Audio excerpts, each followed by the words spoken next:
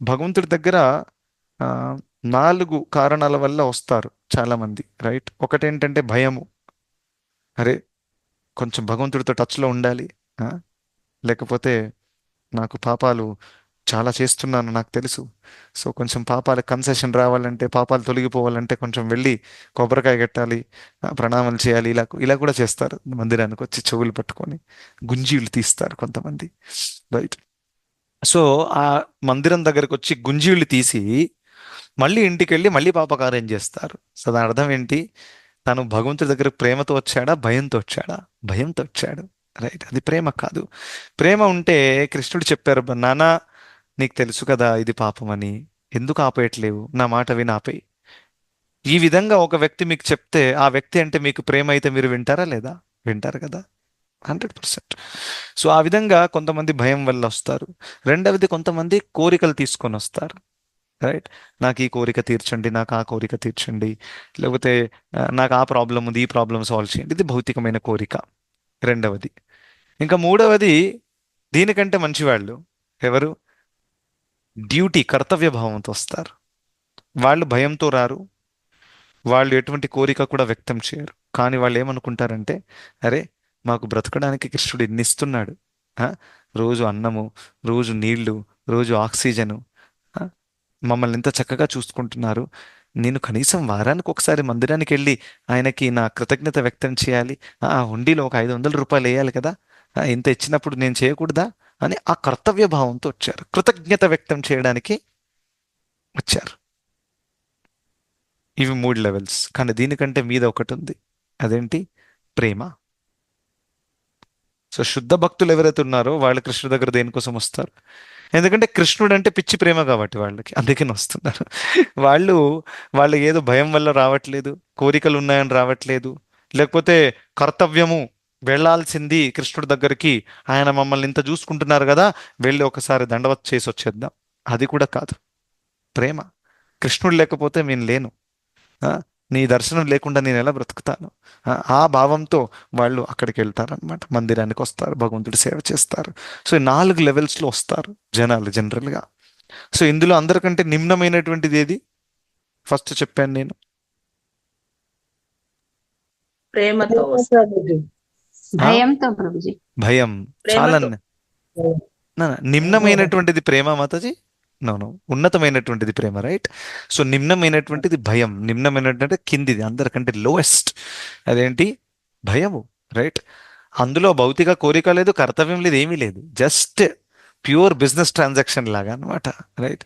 దాని అర్థం అంటే నిమ్నమైనది ఎందుకంటే అందులో ఎలా ఉందంటే చాలా కపటం ఉంది. చూసారా మీరు? మిగతా దాంట్లో అంత కపటం లేదు, ఇందులో కపటం ఎక్కువ ఉంది. ఏంటంటే, దేవుడా, నేను పాపాలు కంటిన్యూ చేస్తూ ఉంటాను, దయచేసి నా పాపాలు తగ్గిస్తూ ఉండండి. మీరు ఇక్కడికి వస్తూ ఉంటాను వారానికి ఒకసారి, గుంజీలు కూడా తీస్తాను, తగ్గిస్తూ ఉండండి, నేను మళ్ళీ ఇంటికి వెళ్ళి చేస్తూ ఉంటాను. క్రిస్టియానిటీలో ఇది ఒక ఐడియా ఉంటుంది అనమాట. సండే వచ్చి కన్ఫెషన్ చేస్తారు, రైట్? దేవుడా, నేను ఈ వారం ఇన్ని ఇన్ని పాపాలు చేశాను, సో నన్ను క్షమించండి అని వాళ్ళు చర్చిలోకి వెళ్ళి ప్రార్థిస్తారు. మళ్ళీ పై వచ్చే సండే వచ్చి ఇదే ప్రార్థన చేస్తారు. దాని అర్థం ఏంటి? వారం అంతా కూడా పాపకార్యాలు చేసి సండేకి వచ్చి ఆ పాపాలన్నీ తీసుకొచ్చి జీసస్ మీద వేసేయాలి, అంతే. ఆయన గొడవ ఆయన చూసుకుంటాడు, జీసస్ నాకేంటి, నేను సేవగా ఉండాలి. పాపం జీసస్ని టార్గెట్ చేస్తున్నారు వాళ్ళు, రైట్? సో ఆ విధంగా, ఎందుకంటే ఆ టైంలో జీసస్ వచ్చినప్పుడు తను అందరి పాపకార్యాలను తీసుకున్నాడు. తను వీళ్ళందరి కోసం తను తన ప్రాణాన్ని త్యజించాడు, కరెక్టా కాదా? ఆ? సో ఆ విధంగా చేశారు కదా. అరే, అయితే ఉన్నాడు కదా, మన కాంట్రాక్ట్ తీసుకున్నాడు ఆయన మంచిగా పాపాలను తీసుకోవడానికి. సో మనం ఏం చేద్దాము? విచ్చలవిడిగా పాపాలు చేసుకుందాం, జీసస్ మీద వేసేద్దాం, రైట్? ఇదే ఆరాధన. ఈ విధంగా ఆరాధిస్తున్నారా జీసస్ని, రైట్? సో ఇది ఉన్నతమైన భావం కాదు. సో ఇటువంటి భావం అన్ని రిలీజియన్స్లో ఉన్నాయి. ఇది కేవలం క్రిస్టియానిటీ గురించి మాట్లాడట్లేదు. ఈవెన్ హిందూ ధర్మంలో కూడా చాలా మంది ఈ భావంతోనే వెళ్తారు మందిరానికి. ఇందులో కూడా అవ్వచ్చు ఇది, రైట్? ఇంకా శుద్ధ భక్తులు క్రిస్టియానిటీలో కూడా ఉన్నారు, సనాతన ధర్మంలో కూడా ఉన్నారు, రైట్? సో ఆ విధంగా భగవంతుణ్ణి నిమ్నమైన ఆరాధన స్థాయి ఏంటి? భయము. ఇంకా ఉన్నతమైనది ప్రేమ. సో ఈ విషయం గుర్తుపెట్టుకోవాలి. సో ఏ భావంతో వచ్చామో అటువంటి భావంలోనే భగవంతుడు ఆ, మనకి స్పందిస్తారనమాట. ఓకే, సో ఈ ఒక్క శ్లోకమే చేయగలిగాము. ఇంకా అందరికీ ధన్యవాదాలు. Hare Krishna. Just one more last point. భక్తి మార్గంలో మనం అందరం ఉన్నాం కదా. భక్తి చేస్తున్నప్పుడు కూడా మనము 16 మాలలు చేస్తున్నాం. ఇప్పుడు మనం అందరం ఉన్నాం. మనకు ఇన్ని ఏళ్ళ నుంచి క్లాస్ వింటున్నాం మనము, మనకు తెలుసు. ఆ, ఇప్పుడు ఇటువంటి భౌతిక కోరిక అడగము, రైట్? సేవ చేస్తాం. కానీ అందులో కూడా ఎప్పుడెప్పుడు స్వార్థ కోరికలు సూక్ష్మంగా వస్తాయి, రైట్? అది చాలా కేర్ఫుల్గా మనము చూసుకోవాలి. ఉదాహరణలు చెప్తాను, అప్పుడు క్లియర్ అవుతుంది. సో అటువంటి కోరికలు కూడా భగవంతుడు తీర్చేస్తారు. Which is very dangerous. ఏ విధంగా అంటే, ఫర్ ఎగ్జాంపుల్, ఇప్పుడు మీరు మంచిగా భక్తి చేస్తున్నారు, ఒకవేళ మీరు ప్రచారం చేస్తున్నారు, రైట్? సో ప్రచారం చేస్తే ఏమవుతుంది? మీరు సెలబ్రిటీ అయిపోతారు, కరెక్టా కదా? చాలా మంది వచ్చి మాట్లాడతారు, ఫోన్ నంబర్ తీసుకుంటారు, ప్రభుజీ ప్రభుజీ అని ప్రణామాలు చేస్తారు, మీరు మా జీవితాన్ని మార్చేశారు, ఈ విధంగా అంటున్నప్పుడు మనమేమో ఇక్కడ లోపల నుంచి పొంగిపోతూ ఉంటాం అనమాట. ఆహాహా, ఎస్, నేనే చేశాను, నా కృప వల్లనే నువ్వు భక్తిలో ఉన్నావు ఇప్పుడు, తెలుసా? అటువంటి భావం వచ్చేస్తుంది అనమాట. దిస్ ఇస్ నథింగ్ బట్ అహంకారం, కరెక్ట్? రోజు 16 మాలలు చేస్తున్నాను, అన్ని చేస్తున్నాను, కానీ భావం ఎలా ఉంది? ప్రచారంకి వచ్చేసరికి నేను అందరినీ ఉద్ధరిస్తున్నాను అనే భావంతో చేస్తున్నా, రైట్? ఇంకా నాకు ఈ ప్రతిష్ట, పేరు, ఇవన్నీ కూడా ఇంకా పెరగాలి, ఇంకా పెరగాలి అని నేను లోపల అనుకుంటున్నాను. బాహ్యంగా ఏం చెప్తున్నాను? ఇంకా ప్రచారం పెరగాలి, ప్రభుపాదుల వారి మూమెంట్ పెరగాలి. కానీ లోపల ఏమనుకుంటున్నాను? ఇంకా నా పేరు పెరగాలి, ఇంకా అందరూ నా వద్ద రావాలి, నాకు శరణాగతి అవ్వాలి, సర్వధర్మాన్ పరిత్యజ్య మామేకం శరణం వ్రజ, నా శరణాన్ని తీసుకోవాలి, రైట్? సో అటువంటి భావం నాకు ఉందనుకోండి, అప్పుడు ఇది ప్రేమ స్థాయిలో ఉన్నట్టా కాదా? ఎవరు చెప్తారు? కాదు ప్రభుజీ. కాదు ప్రభుజీ.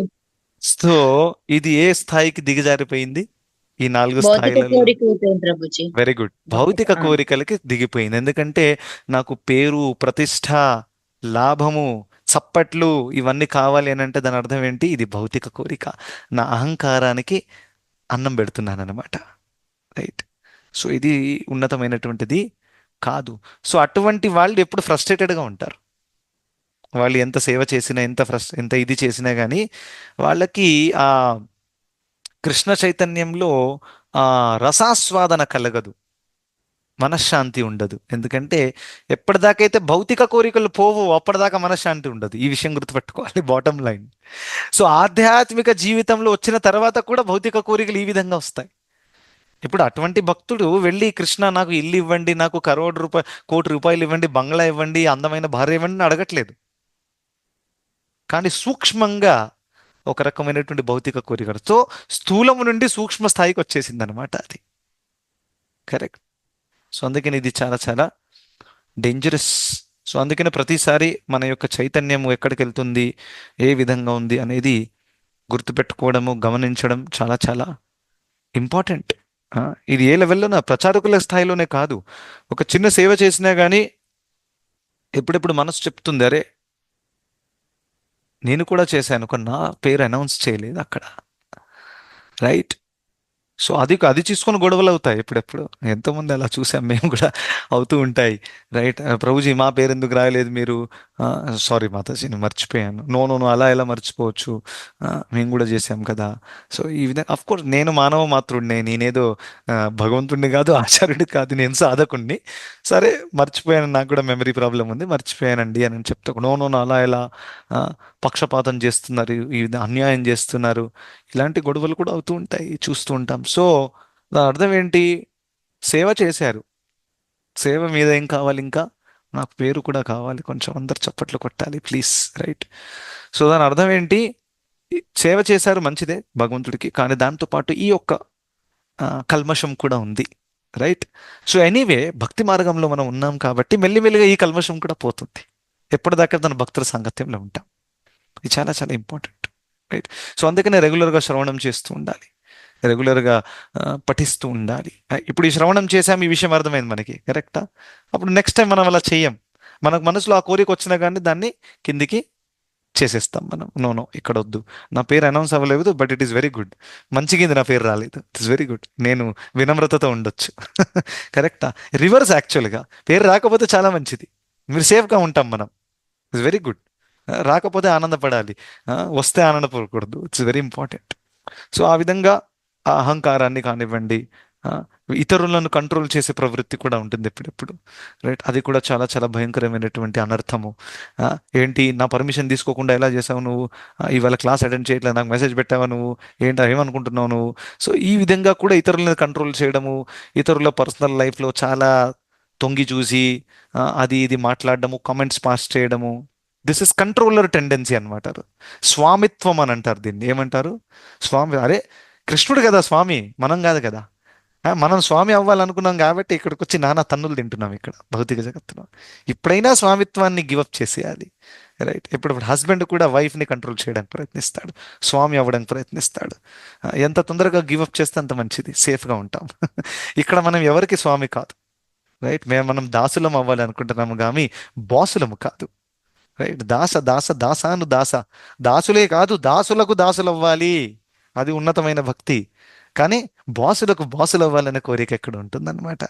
సో అందుకనే ఇది కూడా మనం చాలా కేర్ఫుల్గా ఉంచుకోవాలి. అందరికీ వాళ్ళ యొక్క స్పేస్ని ఇవ్వాలి, కరెక్ట్? నాది చాలా సింపుల్ ఫార్ములా ఉంటుంది. ఎవరైనా నా దగ్గరకు వచ్చి ఇన్పుట్స్ అడిగితే నేను ఇస్తాను, రైట్? మిగతా టైంలో ఎవరిలో నేను ఎక్కడ కూడా జోక్యం చేసుకోను. ఏంటి ఇది అది ఏంటి అనేది సింపుల్. ఎందుకంటే అందరికీ వాళ్ళ వాళ్ళ లైఫ్ ఉంది, అందరికీ ఇన్స్ట్రక్షన్స్ నాలెడ్జ్ ఇచ్చేసాము. పరిపక్వత ఉంటే వాళ్ళు ఫాలో చేస్తారు, రైట్? లేకపోతే అది వాళ్ళ ఇష్టం. దాంట్లో ఎక్కడ కూడా జోక్యం చేసే ఆ, అవకాశము లేదనమాట, రైట్? సో ఇది ఇది చిన్న చిన్న సూక్ష్మ రూపంలో వస్తాయి భక్తుల సాంగత్యంలో ఉన్నప్పుడు అంటున్నాను. ఎప్పుడెప్పుడు ఇలా ఉంటుంది. ఫర్ ఎగ్జాంపుల్, నేనున్నాను, ఇంకో ప్రభుజీ ఉన్నారు. సో ఆ ప్రభు మేమిద్దరం సేవ చేశాం, కానీ ఆ ప్రభుజీకి చాలా ఎక్కువ పేరు వచ్చేసింది. సో నా మనసులో నేను అనుకుంటున్నాను అనుకోండి, అరే ఏం సేవ చేశాడు ఆయన? ఆ, ప్రతిసారిగా నేను రెగ్యులర్గా చేస్తాను, ఏదో ఒకసారి వచ్చేసి చేసేసాడు, ఆయనకు మొత్తం క్రెడిట్ పోయింది అంతా కూడా, నా పేరు రాలేదు. ఆ, ఆయన ఏం చేస్తాడు? అటువంటి భావం వస్తుంది అని అంటే దీన్ని ఈర్ష్యాభావం అంటారు. ఇతరుల యొక్క ప్రగతిని మనం ఓర్చుకోలేకపోతున్నాం. ఎప్పుడెప్పుడు అలా అవుతుంది. అరే, నిన్న కాక మొన్న వచ్చావు, దీక్ష కూడా తీసుకున్నావా? నేను సీనియర్ డివోటీ 4 years నుంచి ఇక్కడ ఉన్నాను, నాకు ఇంకా దీక్ష పేరు కూడా అప్రూవ్ అవ్వలేదు, నువ్వు నిన్న కాక మొన్న వచ్చావు. ఎందుకంటే ఏమవుతుందంటే కొంతమంది కొంచెం లేట్గా వస్తారు కానీ చాలా ఫాస్ట్గా ప్రగతి చేస్తారు. ఇంకా కొంతమంది 10 ఏళ్ల నుంచి ఉన్నారు, కంటిమాల కూడా తీసుకోవట్లేదు. ఏమలా? సో ఆ 10 ఏళ్ల నుంచి ఉండే ఆ వ్యక్తి ఎవరైతే ఉన్నారో అని అనుకో, ఈయన 2 years ago వచ్చారు, ఈయనకు దీక్ష కూడా అయిపోయింది, రైట్? ఇందులో ఎప్పుడెప్పుడు ఈర్ష్యాభావం వచ్చే అవకాశం కూడా ఉంటుంది, రైట్? కానీ వాస్తవం ఏంటి? తను 2 yearsలో ఇంత ప్రగతి చెందారని అంటే తను పూర్వంలో చాలా భక్తి చేశాడు ఆ వ్యక్తి, తను అక్కడి నుంచి కంటిన్యూ చేస్తున్నారు. సో అందుకని ఎవరైతే చాలా లేటుగా వచ్చి కూడా వేగంగా ప్రగతి చేస్తున్నారో అటువంటి వాళ్ళకి పూర్వంలో భక్తి కోట ఉంది కాబట్టి అక్కడి నుంచి కంటిన్యూ చేస్తున్నారు, రైట్? సో మెచ్చుకోవాలి కానీ దాంట్లో ఈర్ష్యాభావం చూపించే అవకాశం ఎక్కడుంది? సో ఇవన్నీ చిన్న చిన్న విషయాలు మనం చాలా గమనించాలి భక్తుల సాంగత్యంలో ఉన్నప్పుడు. ఇవన్నీ చాలా మైండ్ని కేర్ఫుల్గా ఉంచుకోవాలి. Yes, thank you so much. Maithili Mataji, మీరు హ్యాండ్ రేస్ చేశారు, చెప్పండి మాతాజీ. హరే కృష్ణ ప్రభుజీ, హరే దండకం. కృష్ణ. దండవత్ ప్రణామం. ఇప్పుడు ప్రభుజీ భక్తిలో ఉన్నారు, ఆల్రెడీ భక్తిలో మంచి స్థాయిలో ఉన్నారు, పేరు ప్రతిష్ట అవంతా కవే వచ్చేస్తున్నప్పుడు ఇంకా ఎందుకు కోరుకుంటారు ప్రభుజీ? అలాంటి భావన అనేది ఎందుకు వస్తుంది? అంటే కంట్రోల్ చేయాలనే భావన. యాక్చువల్లీ భక్తులకు అది ఉండకూడదు కదా. అంటే చాలా మందిలో మనం చూస్తాం ఇది. యాక్చువల్లీ కారణం ఏంటి అది రావడానికి? చూడండి, యాక్చువల్గా భక్తి మార్గం అనేది బాహ్యంగా పరిస్థితులు మార్చి కంఠిమాల వేసుకొని లేకపోతే దీక్ష తీసుకొని, that is not the end. అసలుగా భక్తి మార్గం అంటే మన హృదయంలో పరివర్తన రావాలి. సో ఇప్పుడు నేను దీక్ష తీసుకున్నాను, నాలో కూడా అనర్థాలు ఉండొచ్చు, రైట్? దాని అర్థం ఏంటి? నేను ఇంటర్నల్గా నేను వర్కౌట్ చేస్తేనే అవి పోతాయి. కేవలం దీక్ష తీసుకున్నాను కాబట్టి, కంఠిమాల వేసుకున్నాను కాబట్టి నేను శుద్ధ భక్తుడిని అయిపోయానని కాదు. సో ఆ విధంగా మనకి 4 కారణాలు ఉంటాయి ఏవైతే మనకి భక్తిలో ఉన్నప్పటికీ ఎప్పుడెప్పుడు నిమ్నమైన స్వభావం బయటకు వస్తుంది. ఎప్పుడెప్పుడు మనం చాలా కేర్ఫుల్గా ఉంటాం కానీ అకస్మాత్తుగా కోపం వచ్చేసింది, తిట్టేశాం కూడా, కానీ వెంటనే 5 minutes తర్వాత అనుకున్నాం వరే తప్పు చేశానని. సో నిమ్నమైనటువంటి గుణము బయటకు వచ్చింది. ఒక కారణం సింపుల్ ఏంటంటే మాత్రం మనం అందరం సాధకులం యాక్చువల్గా, రైట్? సో నేను చెప్పినట్టు ఎప్పటిదాకైతే భౌతిక జగత్తులో ఉంటామో, భౌతిక శరీరం ఉంటుందో అప్పటిదాకా మనం ఎంత శుద్ధ భక్తులం అయినప్పటికీ మనం కంప్లీట్గా ఏమంటారు, వాటర్ ప్రూఫ్ కాదు, రైట్? ఆ విధంగా మనం మాయా ప్రూఫ్ కాదు, ఎప్పుడైనా మాయ నుండి అటాక్ అవ్వచ్చు, రైట్? అది. సో జనరల్గా హృదయ దౌర్బల్యము ఒకటి, ఏంటంటే పాస్ట్ వీక్నెసెస్ ఒక కారణం, రెండవది అసతృష్ణ. అసతృష్ణ అంటే అసత్ వస్తువుల పట్ల ఒక ఆకర్షణ, ఒక కోరిక. అసత్ అంటే ఏంటి? భౌతికమైనటువంటిది. రైట్. సో హృదయ దౌర్బల్యము, అసతృష్ణ రెండవ కారణము. మూడవది తత్వ విభ్రమ అంటారు. తత్వ విభ్రమ అంటే మనకి ఫిలాసాఫికల్ అండర్స్టాండింగ్ కరెక్ట్గా లేదు. చూసారు, ఎప్పుడెప్పుడు ఫిలాసాఫికల్ అండర్స్టాండింగ్ లేదనుకోండి, అప్పుడు ఏమవుతుంది? అప్పుడు కూడా ఇటువంటి నిమ్నమైన స్వభావం వస్తుంది. ఒకవేళ ఈ ఫిలాసఫీని అర్థం చేసుకోలేదు, ఏంటది? దాస దాస దాస అను దాస. కృష్ణ భక్తులు ఎదగడం అంటే తత్వం ఏంటి? మనము భక్తుల యొక్క భక్తులం అవ్వాలి, సేవకులం అవ్వాలి. ఈ అర్థం చేసుకోకుండా నేను అలా ముందుకెళ్ళాను అనుకోండి, అప్పుడు ఏమవుతుంది? బాస్ అవ్వడానికి ప్రయత్నిస్తాను. సో తత్వ విభ్రమ అయినప్పుడు, తత్వం చక్కగా అర్థం చేసుకున్నప్పుడు కూడా ఈ విధంగా అవుతుంది. ఇంకా నాలుగవ కారణం ఏంటంటే వైష్ణవ అపరాధం. వైష్ణవ అపరాధం అంటే ఒక వ్యక్తి పట్ల నేను అపరాధాలు, వైష్ణవుల పట్ల అపరాధం చేస్తే ఏమవుతుందంటే మన స్థాయి దిగజారిపోతుంది. రైట్. స్థాయి దిగజారిపోయినప్పుడే ఈ నిమ్నమైనటువంటి గుణాలు, కంట్రోల్ చేయాలనే టెండెన్సీ, ఇవన్నీ కూడా వస్తాయన్నమాట. సో జనరల్గా ఈ 4 కారణాలు ఉంటాయి. సో మనం చాలా కేర్ఫుల్గా ఉండాలి ఇవన్నిటితో మాతాజీ. ఓకేనా? Okay thank you. Thank you. Hare Krishna. ఇంకెవరికైనా ప్రశ్నలు ఉన్నాయా? హరే కృష్ణ మాత ప్రభుజీ. హరే కృష్ణ. ఎస్ స్వప్న మాతాజీ. ఇప్పుడు మీరు అన్నారు కదా ప్రభుజీ, పాపాలు చేసి టెంపుల్ కి వస్తారు అని చెప్తున్నారు కదా ప్రభుజీ. మరి Yes. పాపాలు చేసి టెంపుల్ కి వస్తే పాపాలు తగ్గిపోతాయా ప్రభుజీ అలా? చూడండి ఎలా ఉంటుందంటే, పాపాలు ఏవైతే మన ఆల్రెడీ అకౌంట్లో ఏవైతే ఉన్నాయో దాన్ని మనం యాక్చువల్గా తగ్గించరాదు. ఎందుకంటే అది ఎలాగో ఆ, అది వ్యక్తం అవుతుంది ఒక రోజు. కానీ మనము మందిరానికి వచ్చి ఒకవేళ శుద్ధమైన భావంతో మనం భగవంతుని ఆరాధిస్తే, నేను ఇప్పటి నుంచి పాప కార్యాలు ఆపేయాలని అనుకుంటున్నాను కృష్ణ, ఆ భావంతో ఎవరైనా చేస్తే అప్పుడు కృష్ణుడు ఆ పాప ఫలితాలను తగ్గించే అవకాశం ఉంటుంది. లేకపోతే ఇట్స్ నాట్ పాసిబుల్. సో ఒకవేళ ఇంకో ఆప్షన్ కూడా ఉంటుంది. జనరల్గా ఇదే పరీక్షిత్ మహారాజ్ ఇదే ప్రశ్న, ఇలాంటి ప్రశ్న అడిగారనమాట. ఎవరికి? శుకదేవ్ గోస్వామికి. ఎప్పుడైతే తను నరకాల యొక్క వివరణ ఇచ్చారో 5వ స్కందములో, అక్కడ ఏం చెప్పారు? చాలా మంది పాపాలు చేస్తారు, ఇంకా ఆ పాపాల యొక్క ఫలితాన్ని రాకుండా ఉండడానికి అనేక యజ్ఞాలు, వ్రతాలు, తపస్సులు చేస్తారు. ఆ విధంగా కూడా పాపకార్యాలు నశించవచ్చు. రైట్. సో ఆ విధంగా చేస్తే దాంట్లో పెద్ద లాభం లేదు. ఎందుకనంటే దానివల్ల పాప ఫలితాలు పోతాయి, కానీ పాప ప్రవృత్తి పోదు. దాని అర్థం ఏంటి? ఇప్పుడు నేను ఒక పాపం చేశాను, నన్ను పోలీసు వాళ్ళు పట్టుకున్నారు. సార్ సారీ సార్, మళ్ళీ చేయండి సార్ అని అన్నారు. ఓకే, వేడుకున్నాను, సరే నీకు శిక్ష 0 చేసేస్తున్నాను, పంపించేశారు. మళ్ళీ 2 నెలల తర్వాత మళ్ళీ ఒక మర్డర్ చేసేసాను. ఏం జరిగింది ఇక్కడ? నాకు పాప ఫలితాన్ని వాళ్ళు తీసేశారు నేను వేడుకున్నందువల్ల, కానీ నా పాప ప్రవృత్తి పోయిందా? లేదు. సో యాక్చువల్గా ఎప్పటిదాకైతే పాప ప్రవృత్తి పోదో అప్పటిదాకా ఎన్ని పాప ఫలితాలు తీసినా కానీ ఎటువంటి లాభము లేదు. ఎందుకంటే ఆ వ్యక్తి పాపాలు కంటిన్యూ చేస్తూనే ఉంటాడనమాట. సో అందుకనే పాప ప్రవృత్తి పోవడం అనేది ఇంపార్టెంట్. సో పాప ప్రవృత్తి ఎలా పోతుంది? కేవలం శుద్ధ భక్తి మార్గాన్ని ఫాలో చేస్తేనే పోతుంది. ఓకే, పాపాలను ఆపేసి మంచి Yes. మార్గంలో నడుస్తూ ఒక పోతారు. చిన్న సంకల్పం ఉండాలి కనీసం ఆ వ్యక్తి దగ్గర. సరే, ఫస్ట్ ఒప్పుకోవాలి, నేను ఇంతకాలం నేను పాపాలు చేశాను. నెక్స్ట్, కృష్ణ ఇప్పుడు నేను ఆపాలనుకుంటున్నాను, నాకు తెలిసిపోయింది ఇది పాపం అని. నేను భగవద్గీతలో చదివాను, అనేక గురువుల దగ్గర విన్నాను, ఇది కరెక్ట్ కాదు, నేను ఇప్పటి నుంచి ఆపేస్తాను దయచేసి. అప్పుడు పాప ఫలితాలు కూడా పోవచ్చు, ఇంకా పాప ప్రవృత్తి కూడా పోతుంది. Yeah. Hare Krishna. Hare Krishna. Thank you. Hare Krishna Prabhuji. చిన్న హరే డౌట్ కృష్ణ. ప్రభుజీ. ఎస్ మాతాజీ, చెప్పండి. హరే కృష్ణ ప్రభు. ఎస్. ప్రభుజీ ఇప్పుడు భౌతిక కోరికలు అన్నారు కదా ప్రభుజీ.